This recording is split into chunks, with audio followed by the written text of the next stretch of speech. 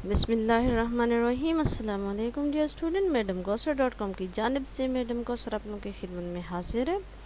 उम्मीद करती हूँ आप लोग ठीक ठाक होंगे, स्टडीज़ बहुत अच्छी जा रही होंगी, मेरे लेक्चर्स आप लोगों के लिए बेनिफिशियल साबित हो होंगे। तो जल्दी से पहले से फ़ौरन मेरे चैनल को सब्सक्राइब कीजिए, लाइक कीजिए, अच्छे अच्छे कमेंट्स कीजिए एंड शेयर कीजिए ताकि दूसरे लोगों को भी फ़ायदा पहुँचे। और अच्छी बात फैलाना सदकाए जारिया होता है, तो इस कार्य खैर में हिस्सा लीजिए और मदद कीजिए मेरी। स्टूडेंट, हमारा जो पिछला लेक्चर था वो लेजर के बारे में था। हमने लेजर बनाया था, उसका पोस्टिंग वगैरह की थी। उसी डेटे को लेके आगे चलेंगे और हम ट्रायल बैलेंस आज बनाएंगे। इसमें देखेंगे कहाँ से डेटा लाते हैं और किस तरह से पुट करते हैं। एंड ट्रायल बैलेंस क्या होता है? ट्रायल बैलेंस जो होता है ये एक लिस्ट होती है हमारे लेजर्स अकाउंट के जो बैलेंसेस होते हैं उसकी। और इसमें होता ये है कि ये कब बनाया जाता है, एक स्पेसिफिक टाइम इसका होता है पॉइंट, मतलब जैसे मंथ का एंड हो गया, जो किसी भी पीरियड का जो एंडिंग पीरियड होता है उस पर बनाते हैं। सपोज जैसे क्वार्टरली कुछ लोग बनाते हैं, ईयरली होता है या मंथली होता है। तो अगर मंथली है तो ये मंथ के एंड पे जो लास्ट डेट होगी महीने की उस पर बनाया जाएगा। इसी तरह क्वार्टरली है तो हर तीसरे महीने की आखिरी डेट को बनाया जाए। ईयरली है तो दिसंबर की लास्ट डेट को इसको बनाया जाएगा। टू टाइप्स ऑफ होते हैं लेजर्स। इसमें एक एडजस्टेड एंड अनएडजस्टेड होता है। अनएडजस्टेड वो होता है जिसमें एडजस्टमेंट्स नहीं हुई होती, और एडजस्टेड वो होता है जिसमें जो कुछ ट्रांजैक्शंस रह जाती हैं तो उनकी फिर एडजस्टमेंट्स भी कर दी जाती हैं। इसका ये बहुत ही सिंपल सा डॉक्यूमेंट है, इसमें कोई इतनी ज़्यादा मुश्किल मतलब नहीं आनी चाहिए। बस जस्ट जो हमारे लेजर के बैलेंसेस होते हैं उसको जो है ना एक फॉर्मेट के तहत रेगुलेट कर दिया जाता है। उसकी लिस्ट बना के जो बैलेंसेस होते हैं डेबिट एंड क्रेडिट उसको टैली कर दिया जाता है। और इसका जो मेन मकसद होता है वो यही होता है कि इस लिस्ट को बनाने के बाद जो लेजर के बैलेंसेस हैं ये देखा जाए कि इनके इक्वल बैलेंस हो रहे हैं कि नहीं हो रहे। अब हम चलते हैं और अपना लेजर से अमाउंट्स लेकर आते हैं और इधर इसमें पोस्ट करते हैं। देखते हैं कि किस तरह से ये लेजर का हमारा ये बनाया जाता है, सॉरी ट्रायल बैलेंस किस तरह से बनाया जाता है। सबसे पहले इसका फॉर्मेट आप लोग नोट डाउन कर लें। सिंपल सा फॉर्मेट होता है। ऊपर कंपनी का नाम आ गया, जो भी कंपनी है, ABC कंपनी हम यहाँ पे मेंशन कर रहे हैं। फिर ये बताना है कि ये आपका एडजस्टेड है या अनएडजस्टेड है। तो ये हमारा अनएडजस्टेड है, अभी हमने इसमें एडजस्टमेंट्स नहीं की हैं। डेट हमारी मंथली बेसिस पे कर रहे हैं तो जैन की 31 डेट है 2017। फिर इसके बाद ये इसके 3 कॉलम्स हैं। डिस्क्रिप्शन में हेड ऑफ अकाउंट्स के नेम्स आते हैं, जो भी अकाउंट्स होते हैं उनकी पूरी डिटेल आती है कि कौन कौन से आपने यहाँ पे अकाउंट्स आप रिकॉर्ड कर रहे हो। फिर डेबिट एंड क्रेडिट बैलेंसेस आते हैं। और एंड में क्या होता है कि इन दोनों कॉलम्स को इक्वल करके टैली किया जाता है कि ये बैलेंस जो है ये इक्वल होना चाहिए। मेन इसका क्या होता है, क्योंकि हमने डेबिट क्रेडिट में क्या पढ़ा है कि जो हमारे ट्रांजैक्शंस होती है उसके 2 इफ़ेक्ट्स होते हैं। एंड वो 2 इफ़ेक्ट्स जो होते हैं उसमें इनवर्ड्स या आउटवर्ड्स जो भी ट्रांजैक्शंस चल रही होती हैं, यानी रिसीविंग या गिविंग जो भी चल रही होती है वो इक्वल बेसिस पे चल रही होती हैं। तो यहाँ पे ये देखा जाता है कि हमारे जो डेबिट साइड है उसका बैलेंस एंड क्रेडिट साइड का बैलेंस इक्वल होना चाहिए। लेट्स स्टार्ट के किस तरह से हमने यहाँ पे ये रिकॉर्ड की हैं सारी ट्रांजैक्शंस। ये हम लोगों ने लास्ट लेक्चर में देखा था कि ये हमने लेजर की जो थी ये पोस्टिंग की थी। यहाँ पे ये पूरी कंप्लीट लेजर अकाउंट्स बनाए थे, इनकी बैलेंसिंग की थी और इसके लिए हमने जर्नल एंट्री से डेटा लिया था। ये हमारा जर्नल एंट्री का ये पूरा हमारा डेटा रखा हुआ है। ये ट्रांजैक्शंस थी हमारी और ट्रांजैक्शन से यहाँ पे जर्नल एंट्रीज रिकॉर्ड की गई थी और यहीं से यही डेटा लेके हमने यहाँ पे अपना लेजर अकाउंट बनाया था और ये हमारा लेजर अकाउंट जो था, अब हम इसको लेके ट्रायल बैलेंस बनाने जा रहे हैं। हम यहाँ पे ये बैलेंसिंग हुई है।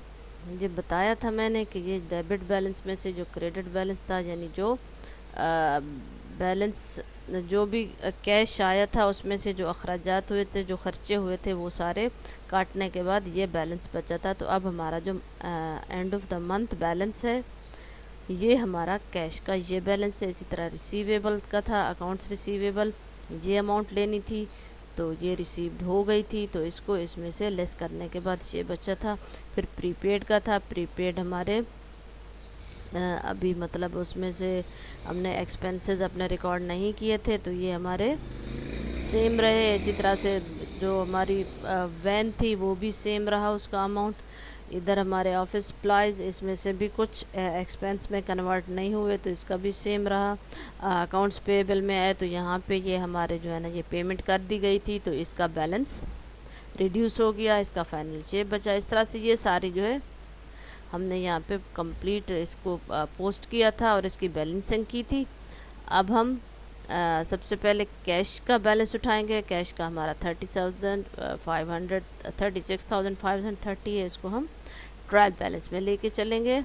और चूँकि हमारा डेबिट बैलेंस है तो इसको डेबिट साइड पे ही हम लोग रिकॉर्ड करेंगे। फिर उसके बाद अकाउंट्स रिसीवेबल का बैलेंस उठाएंगे। 5,900 है हमारा इसका एंडिंग बैलेंस, तो इसको हम यहाँ पोस्ट करेंगे। Then office supplies, prepaid, equipment, ये सारे बैलेंसेस हम लेजर से लेके यहाँ पे रिकॉर्ड करेंगे। 80,000 की मशीनरी है।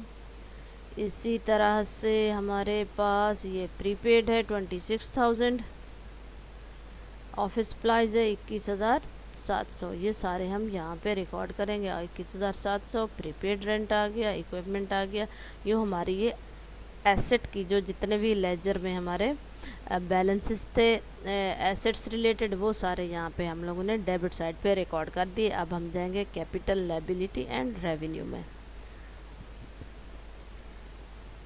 हमारे अकाउंट्स पेएबल हैं, इसकी बैलेंसिंग हो गई है। इसमें से जो पेमेंट थी वो कर दी गई है 16,500, तो वो क्रेडिट हो गया है।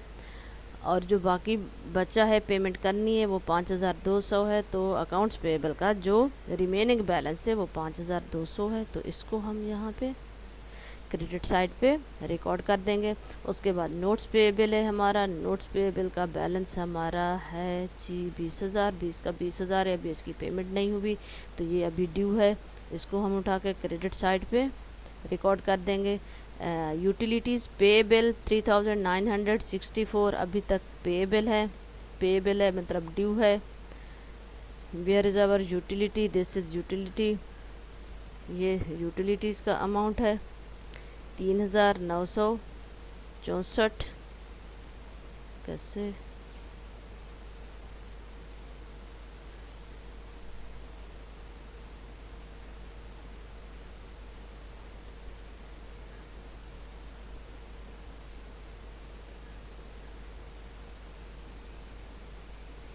मिनट, ओके ठीक है। ये हमारा यूटिलिटीज़ का बिल आ गया। उसके बाद है हमारे पास कैपिटल, हमारा 1 लाख कैपिटल अकाउंट 1 लाख। ये इसका जो बैलेंस है वो भी इंक्रीज़ या डिक्रीज़ नहीं हुआ है, तो इसको भी हम सेम एज इट इज़ उठा के यहाँ पे रिकॉर्ड कर देंगे। Then service revenue, credit account है हमारा, इनकम गेन हुई है तो सर्विस रेवेन्यू को भी हम उठा के यहाँ पे रिकॉर्ड कर देंगे, एंडिंग बैलेंस है। देन हम जो अनअर्न्ड रेवेन्यू है, ये भी रेवेन्यू मतलब जनरेट हो चुका है, तो इसको भी हम यहाँ पे रिकॉर्ड कर देंगे क्रेडिट साइड पे। अब हम जाएंगे एक्सपेंसेस में। एक्सपेंसेस हमारे जो वेजेस के हैं वो 38,200 हैं। इसमें से अभी तक पेमेंट नहीं की गई तो इसका बैलेंस भी यही रहेगा। ये इसका एंडिंग बैलेंस है, इसको उठा के यहाँ रिकॉर्ड करेंगे। मिसलेनियस एक्सपेंसेस हैं 3,470। दिस वन, इसकी भी पेमेंट नहीं हुई, ये यूटिलिटीज़ में आ चुका है, इसको भी हम उठा के यहाँ रिकॉर्ड करेंगे। इलेक्ट्रिसिटी एक्सपेंसेस हैं 2470, तो इसको भी हम उठा के यहाँ पे रिकॉर्ड करेंगे। एंड देन हमारा होगा टेलीफोन एक्सपेंस 1494, लास्ट उसको यहाँ पे हम लोग रिकॉर्ड करने के बाद अब हम करेंगे इनकी टोटलिंग। इन दोनों का जो हमारा दोनों साइडों का बैलेंस है, इस ट्रायल बैलेंस बनाने का जो मकसद है वो यही है कि जो हमारे जो लेजर के बैलेंसेस हैं, एक तो उनको लिस्ट अप किया जाए, एक लिस्ट में लाया जाए, ताकि जब ज़रूरत पड़े कुछ देखने की, कुछ करने की, तो कोई मसला ना हो। आगे यही बैलेंसेस जाएंगे कहाँ, जो हमारी बनेगी बैलेंस शीट वगैरह। तो एक तो ये इसका होता है, दूसरा ये इसको देखना होता है कि आया जो भी हमारी ट्रांजैक्शंस हुई हैं द मंथ, उसमें कहीं कोई गलती तो नहीं हो गई, कोई मिस्टेक तो नहीं है, कोई एरर तो नहीं रह गई। तो ये सारी चीज़ों को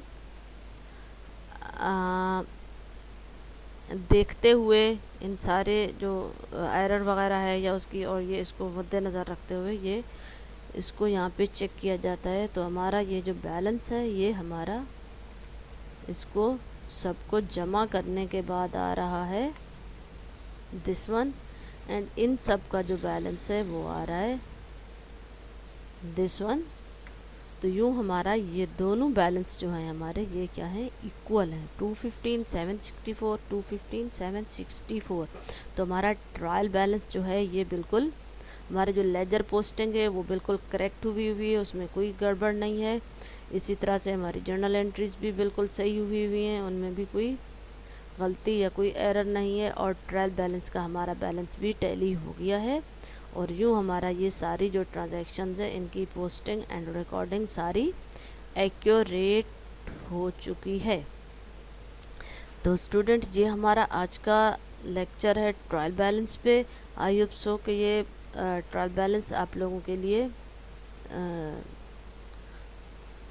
बेनिफिशियल साबित होगा, क्योंकि ट्रायल बैलेंस इतना मुश्किल नहीं है, लेकिन ये कि बहुत से स्टूडेंट्स के जो है ना कॉन्सेप्ट इसके बारे में क्लियर नहीं हो पाते हैं, कि उनको समझ नहीं आ रही थी कि ट्रायल बैलेंस का मकसद क्या होता है, ये क्यों बनाया जाता है। वो बस कुछ दिमाग में खिचड़ी सी बन रही थी। बहरहाल मुझे उम्मीद है कि आप लोगों का ये इसका कॉन्सेप्ट क्लियर हो जाएगा इंशाल्लाह ये वाला लेक्चर देखने के बाद।